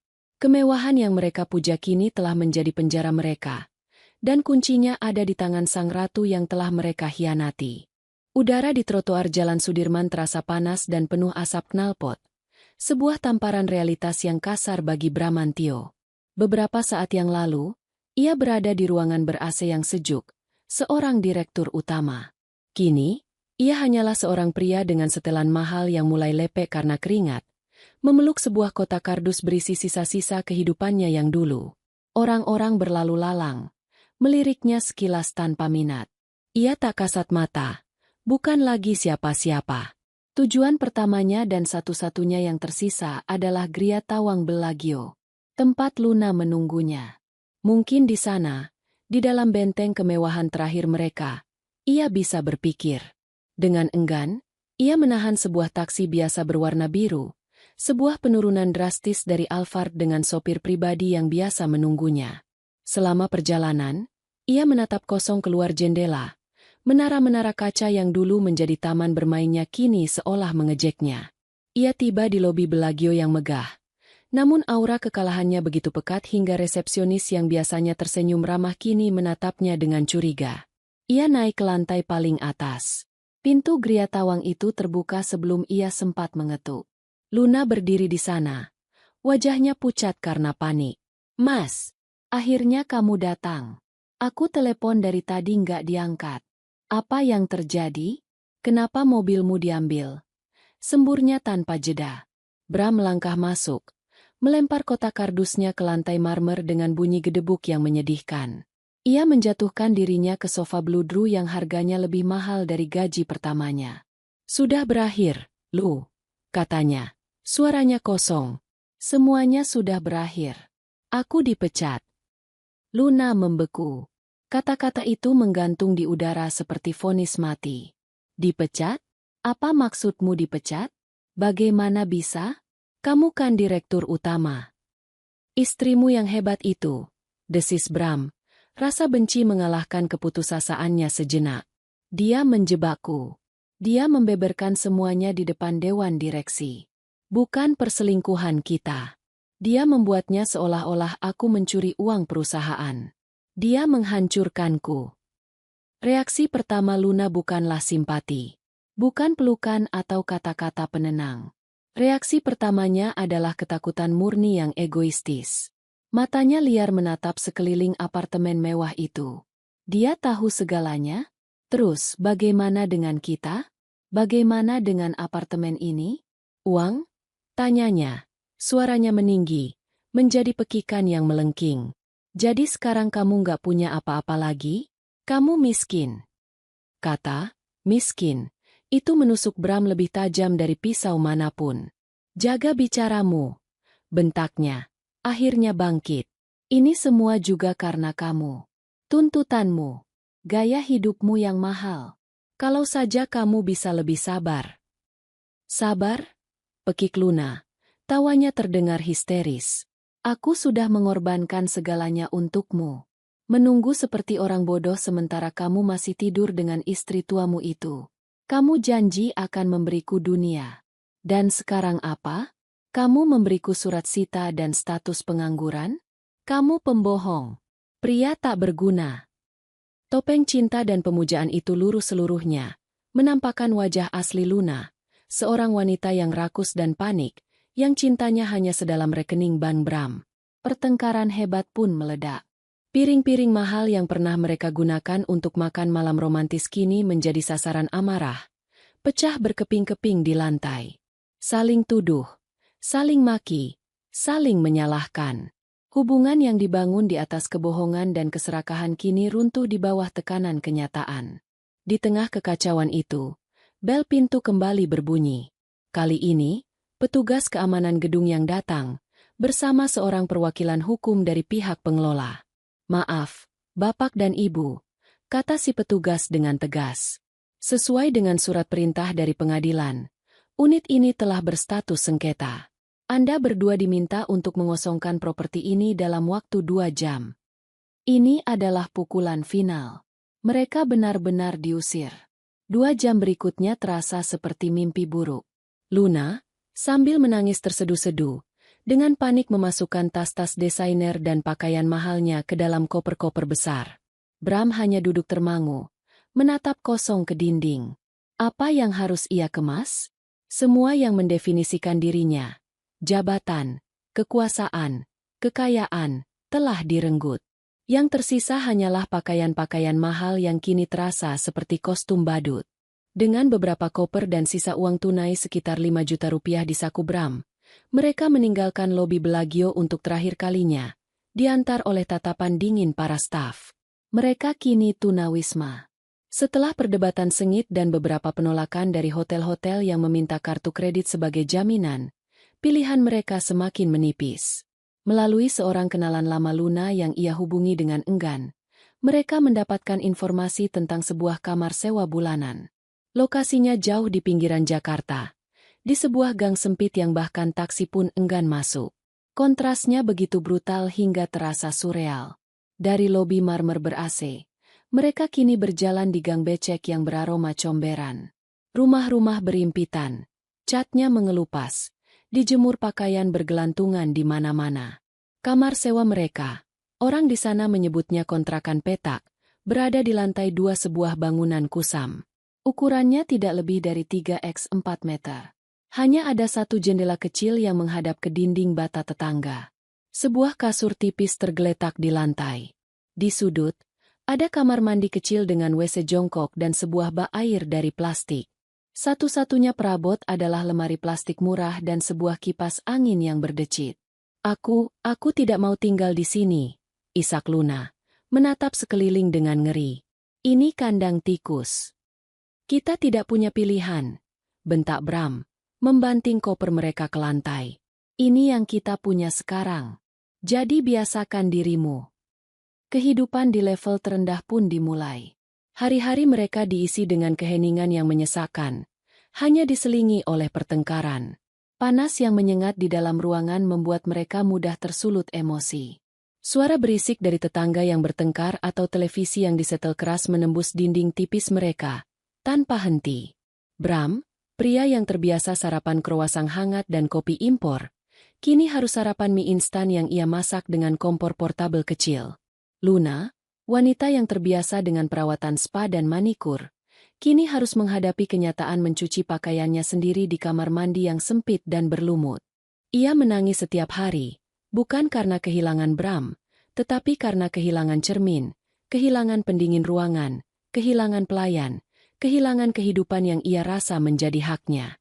Setiap hari ia menyalahkan Bram. Ini semua salahmu. Kalau saja kamu lebih pintar. Kalau saja kamu tidak begitu sombong. Dan Bram, yang tidak punya tempat untuk lari, hanya bisa menerima racun itu. Egonya telah hancur. Harga dirinya telah lebur. Ia seringkali hanya duduk di atas kasur tipis itu, menatap retakan di dinding, pikirannya memutar ulang kehancurannya. Ia telah mendaki begitu tinggi, hanya untuk jatuh begitu keras. Dan kini ia terperangkap di dasar jurang, dirantai pada wanita yang menjadi simbol kegagalannya. Wanita yang kini membencinya sebesar ia membenci dirinya sendiri. Ini bukanlah kehidupan. Ini adalah neraka. Sebuah neraka yang diciptakan dengan sempurna oleh tangan dingin istrinya, sang ratu yang telah ia hianati. 2 minggu di dalam neraka pribadi mereka terasa seperti 2 tahun. Udara di dalam kontrakan peta itu selalu terasa pengap, syarat dengan aroma keputusasaan, keringat, dan mie instan yang direbus. Keheningan di antara Bram dan Luna kini lebih sering terjadi daripada pertengkaran. Bukan keheningan yang damai, melainkan keheningan yang berat dan penuh kebencian, di mana setiap napas yang diambil oleh yang satu menjadi gangguan bagi yang lain. Bramantio, pria yang dulu memulai harinya dengan membaca The Wall Street Journal sambil menyesap kopi single origin, kini menghabiskan waktunya dengan menatap dinding yang lembab. Bayangan kehidupannya yang dulu, pesta-pesta glamor, deru mesin mobil sport, rasa hormat di mata para bawahannya, muncul silih berganti di benaknya seperti film rusak, menyiksanya tanpa henti. Ia telah mencoba menghubungi beberapa teman lamanya, tetapi panggilannya tidak dijawab atau ia hanya mendapat jawaban dingin yang menghindar.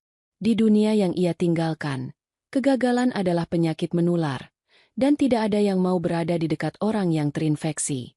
Luna, di sisi lain, telah berubah menjadi makhluk yang getir dan pendiam. Ia menjual beberapa tas dan perhiasan yang tersisa dengan harga murah untuk membeli pulsa dan makanan. Sebagian besar waktunya dihabiskan dengan ponselnya, berbisik-bisik dengan teman-temannya, mungkin mencari jalan keluar, mencari dahan baru untuk bergelantungan. Ia menatap Bram dengan tatapan yang tidak lagi berisi amarah, melainkan jijik murni. Baginya, Bram adalah pengingat hidup dari kesalahan terbesarnya. Pukulan terakhir itu datang pada suatu sore yang terik dan berdebu.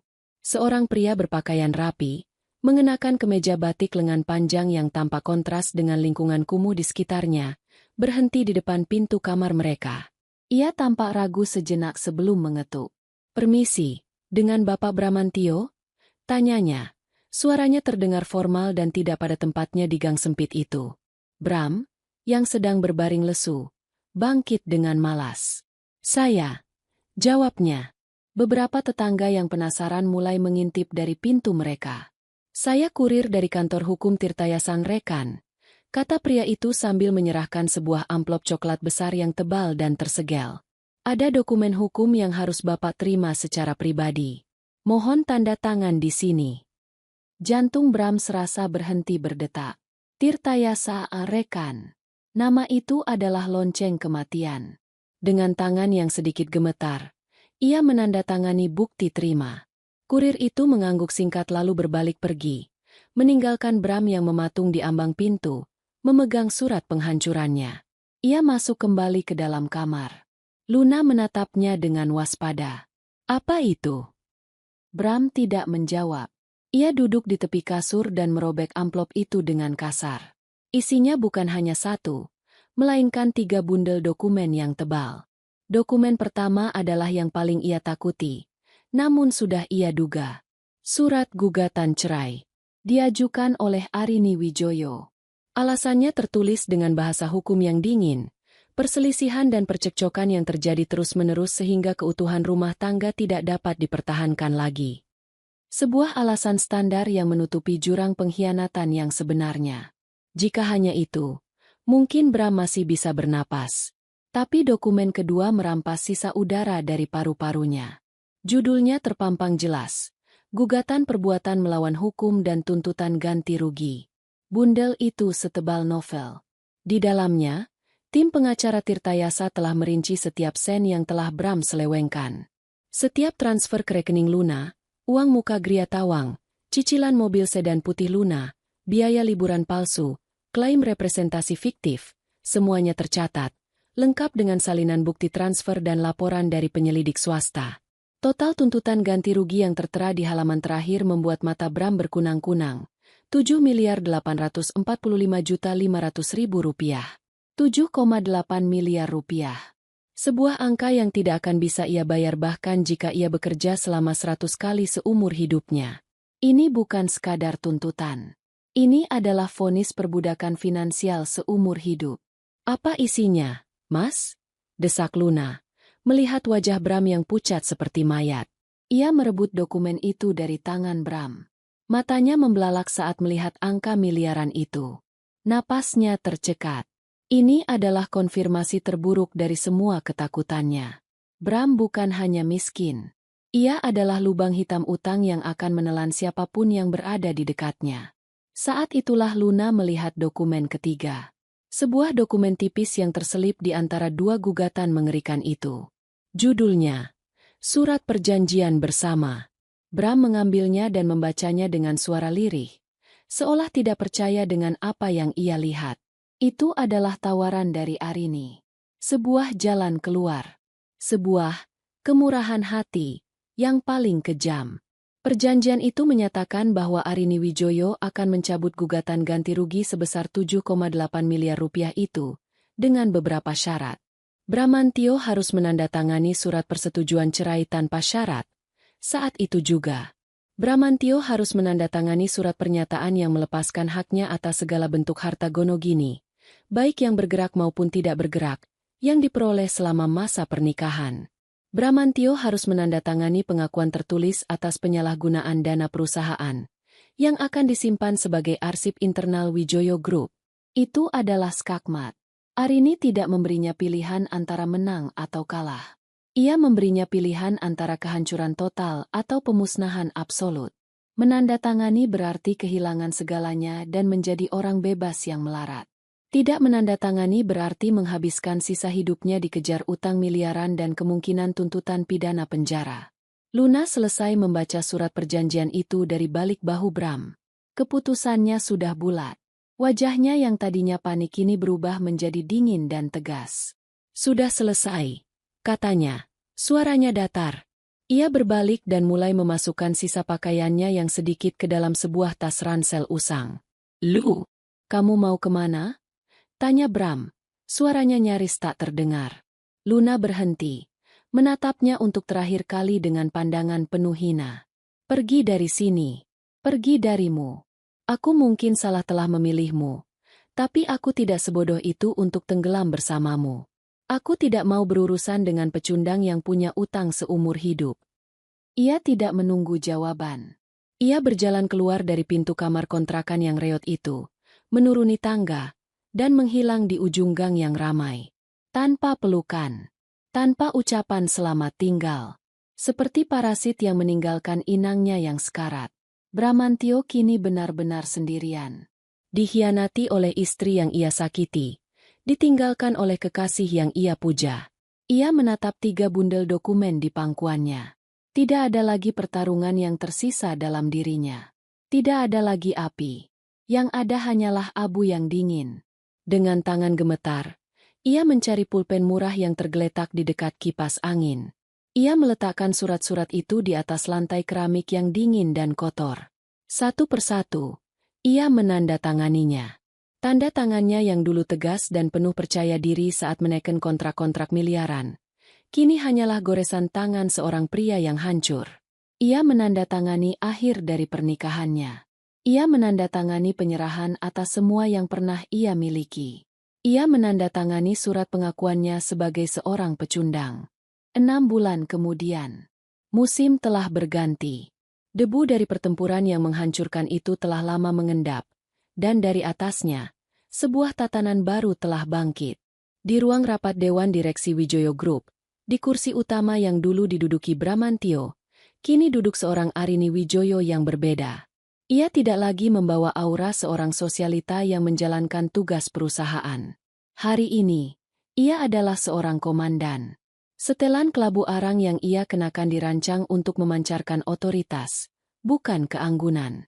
Rambutnya yang dulu sering digerai lembut kini disanggul rapi dan ketat. Matanya tajam, memindai setiap wajah di sekeliling meja mahoni itu dengan keyakinan yang tenang.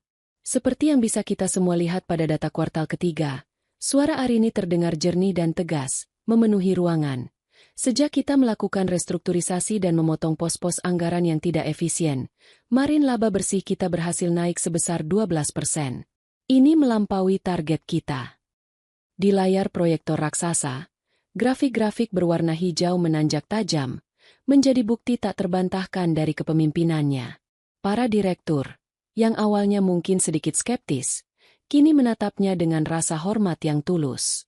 Mereka tidak lagi melihatnya sebagai putri Pak Wijoyo, melainkan sebagai seorang pemimpin yang visioner dan eksekutor yang andal. Ia tidak hanya mengisi kekosongan yang ditinggalkan Bram, ia telah membuktikan bahwa Bram selama ini hanyalah penghalang bagi potensi perusahaan yang sesungguhnya. Tuan Wijoyo, yang duduk di salah satu kursi dewan, menatap putrinya dengan kebanggaan yang tak terhingga. Ia melihat kekuatan dalam diri Arini yang bahkan ia sendiri tidak sadari sebelumnya. Pengkhianatan itu, seberapapun menyakitkannya, telah menjadi api yang menempa baja di dalam jiwa putrinya. Proposal untuk ekspansi ke pasar Vietnam dan Filipina, lanjut Arini, beralih ke slide berikutnya, telah mendapat lampu hijau dari calon investor kita di Singapura. Tim saya sudah menyiapkan studi kelayakannya. Saya ingin ini menjadi fokus utama kita di kuartal mendatang. Rapat itu berjalan lancar, penuh dengan diskusi strategis dan keputusan-keputusan tegas. Arini mengendalikannya dengan keahlian seorang konduktor orkestra, mengetahui kapan harus menekan dan kapan harus memberi ruang. Tidak ada lagi keraguan, tidak ada lagi ketergantungan. Ini adalah kerajaannya, dan ia adalah ratunya. Setelah rapat selesai dan ruangan menjadi kosong, Arini tidak langsung pergi. Ia berjalan ke jendela besar di ujung ruangan. Jendela yang sama tempat ia pernah melihat Bram diantar keluar dari gedung. Ia menatap cakrawala Jakarta yang sibuk. Pikirannya melayang sejenak, bukan pada masa lalu yang kelam, tetapi pada pelajaran yang ia petik darinya. Pengkhianatan Bram telah memberinya hadiah yang tak ternilai. Kebenaran. Kebenaran bahwa kekuatan yang ia pinjamkan pada orang lain tidak akan pernah sebanding dengan kekuatan yang ia temukan di dalam dirinya sendiri. Dulu, ia pikir membentuk Bram menjadi pria sukses adalah pencapaian terbesarnya. Kini ia sadar, itu adalah kesalahan terbesarnya. Pencapaian sejatinya adalah saat ia berani menghancurkan ciptaannya yang gagal itu dan membangun kembali sesuatu yang lebih kuat di atasnya. Ponselnya bergetar. Sebuah pesan dari Tirtayasa. Pesan itu singkat. Sebuah penutup dari bab yang telah lama ia tutup. Informasi terakhir. Subjek B terpantau bekerja sebagai agen penjualan properti untuk perumahan kelas menengah di Tangerang. Subjek L, menurut data imigrasi, telah kembali ke kampung halamannya di Jawa Tengah 2 bulan lalu. Kasus ditutup. Arini membaca pesan itu tanpa emosi. Nama-nama itu kini terasa asing, seperti karakter dari sebuah buku yang pernah ia baca. Mereka bukan lagi bagian dari dunianya. Ia hanya mengetik balasan singkat. Terima kasih. Lalu menghapus percakapan itu. Masalah selesai. Sampah telah dibuang. 1 bulan setelahnya, Arini mengambil cuti pertamanya dalam waktu yang sangat lama. Ia tidak pergi ke Eropa atau New York. Ia menyewa sebuah kapal pinisi mewah untuk dirinya sendiri dan berlayar mengarungi perairan biru kehijauan di Raja Ampat. Di suatu sore yang sempurna, kapal itu berlabuh di sebuah laguna yang tenang, dikelilingi oleh pulau-pulau karst yang menjulang megah seperti katedral alam. Tidak ada suara lain selain debur ombak lembut yang memecah di lambung kapal dan pekikan burung-burung eksotis. Arini duduk sendirian di geladak depan, mengenakan gaun linen putih yang sederhana. Di tangannya bukan segelas sampanye, melainkan segelas es teh lemon yang dingin. Ia menatap matahari yang perlahan turun, melukis langit dengan warna-warna jingga, ungu, dan emas. Udara terasa bersih, mengisi paru-parunya dengan kesegaran. Di sini, ribuan mil jauhnya dari ruang rapat dan intrik korporat, ia merasakan kedamaian yang sesungguhnya. Ini adalah kemewahan yang sejati. Bukan tas desainer atau mobil sport, melainkan kebebasan. Kebebasan untuk menjadi dirinya sendiri, tanpa perlu menjadi penyangga bagi ego orang lain. Kebebasan untuk menentukan arah kapalnya sendiri, secara harfiah maupun kiasan.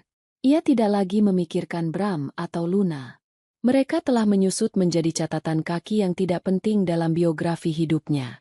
Pikirannya kini dipenuhi oleh hal-hal lain. Tantangan untuk menembus pasar Vietnam. Rencana untuk membangun pusat pelatihan baru bagi yayasannya. Ide untuk belajar menyelam besok pagi. Masa depannya terbentang luas dan tak terbatas. Sama seperti lautan di hadapannya. Saat gumpalan awan terakhir disapu oleh angin senja, menampakkan langit yang bersih, sebuah senyum tipis terukir di bibir Arini. Itu bukan senyum kemenangan atas orang lain. Itu bukan senyum balas dendam yang getir. Itu adalah senyum kepuasan yang murni dari seseorang yang telah melewati badai tergelap dan menemukan bahwa ia tidak hanya selamat, tetapi juga terlahir kembali, lebih kuat dari sebelumnya. Senyum seorang ratu yang akhirnya menyadari bahwa kerajaannya yang paling berharga bukanlah perusahaan atau kekayaan keluarganya, melainkan kedaulatan penuh atas jiwanya sendiri. Dan di singgasananya yang baru, di tengah samudra yang tenang ini, ia merasa tak terkalahkan. 1 jam kemudian, kurir yang sama kembali. Tanpa banyak bicara, ia mengambil dokumen-dokumen yang sudah ditandatangani, memeriksanya sekilas, lalu memasukkannya ke dalam tasnya. "Terima kasih, Pak," katanya, sebelum berbalik dan pergi. Pintu dibiarkan terbuka. Bram tidak bergerak. Ia hanya duduk di lantai yang dingin di dalam kamarnya yang panas dan kosong. Ia tidak punya istri. Ia tidak punya kekasih. Ia tidak punya pekerjaan. Ia tidak punya uang. Ia tidak punya rumah. Ia tidak punya masa depan. Arini telah menepati janjinya. Ia telah mengambil kembali segalanya, dan melucuti Bram hingga yang tersisa hanyalah kekosongan yang menyakitkan, yang menyakitkan, yang menyakitkan, yang menyakitkan, yang menyakitkan, yang menyakitkan, yang menyakitkan.